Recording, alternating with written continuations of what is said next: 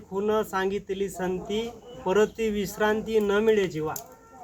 प्रत्येक संतांनी प्रत्येक जाती धर्मांमध्ये जन्म घेतला आहे आणि प्रत्येक संतांना स्वतःच्या जातीचाही स्वाभिमान होता, त्याचप्रमाणे देवत्वाचा सुद्धा स्वाभिमान होता, देवाच्या भक्तीचा सुद्धा अभिमान होता। नरहरी सोनारा संगे घडू कुंकू लागे या न्यायाप्रमाणे प्रत्येक गण आणि गोत्र सर्व हसताती मज येलियाचे मनुष्यपण येणे सांडेली नाजलाज विनवितो शिंपी नामा नावाच्या पुढे शिंपी लावतात। सावता सागर सुखाचे आगर सावता महाराज सुद्धा जातीच्या बद्दल व्यक्त करतात। बरे झालो कुणबी झालो नाही तर दंबे मेले असतो तुकोबाराय सुद्धा आपल्या स्वतःच्या जातीचा स्वाभिमान बाळगतात। अगदी त्याचप्रमाणे सेना महाराजांच्या सुद्धा त्यांनी सुद्धा जातीचं सर्व कार्य करून देवाप्रती आपली अतूट अशी भक्तित्व व्यक्त केलेली आहे।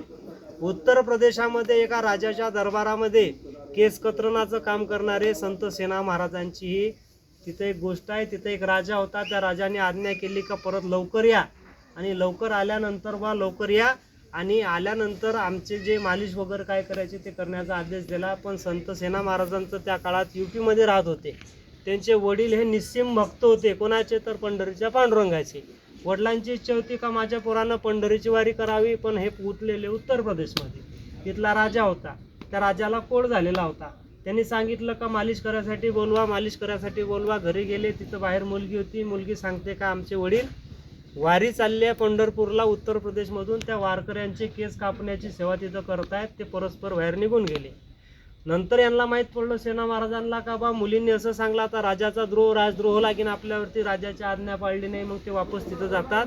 पण त्याच्यापूर्वी भगवंतांनी मनातलं त्यांचं जाणलं आणि राजाच्या दरबारामध्ये गेल्यानंतर तिथं त्या राजाची सर्व मालिशाची सगळी व्यवस्था, सगळी मालिश हे राजाजी भगवंत करतात, पांडुरंग करतात। मालिश एवढे आता भगवंताच्या हातार तेथे काय येऊ नये या न्यायाप्रमाणे प्रत्येक अंग सोडतात। त्यांचा एवढा खोड असतो, पुराच्या पूर्ण निघून जातो आणि कंचन जैसी काया अशा स्वरूपाची कांचनासारखी त्यांची काया हे चमकत होती। मग तिथं गेल्यानंतर हे म्हणतात का बा तुमचे ते केस कापायसाठी आलोय असा निरोप आला। पण ते संत मंडळी ती त्यांची भोजन होते आणि त्यांचे केस कतरणाचं काम चालू होतं आमचं, म्हणून उशीर झाला। ते म्हणतात उशीर कसा काय झाला, तू तर आला आहे, बघ माझं पुरं कोळ निघून गेलं, काय हातात जातो याकडे तुझ्या सेना। ते ढसाढसा रडायला लागले। तिथंच राजीनामा दिला ना आजपासून हे उरले ते हरी तुम्हा समर्पण या न्यायाप्रमाणे सेना महाराज तिथून निघाले आणि थेट पंढरी गाठली। पंढरी गाठल्यानंतर सहज त्यांच्या कारण सेना महाराजांचे वडील आणि विठ्ठलपंत कुलकर्णी हे दोघं गुरुबंधू होते आणि गुरुबंधू असल्यामुळे ते आल्यानंतर सगळ्यात पहिले कोणाचं दर्शन घ्यायचं तर ते ज्ञानेश्वर महाराजाचं। नामदेव महाराज म्हणतात का आताच गेल्या 15 दिवसाच्या पूर्वी ज्ञानेश्वर महाराजांनी समाधी घेतलेली आहे। ढसाढसा रडले आणि सेना महाराजांनी आपलं कार्य भगवत भक्तीसाठी स्वतःला वाहून घेतलं। पुंडलिकावरती हरी विठ्ठल श्री ज्ञानदेव तुकाराम पंढरीनाथ भगवान की जय।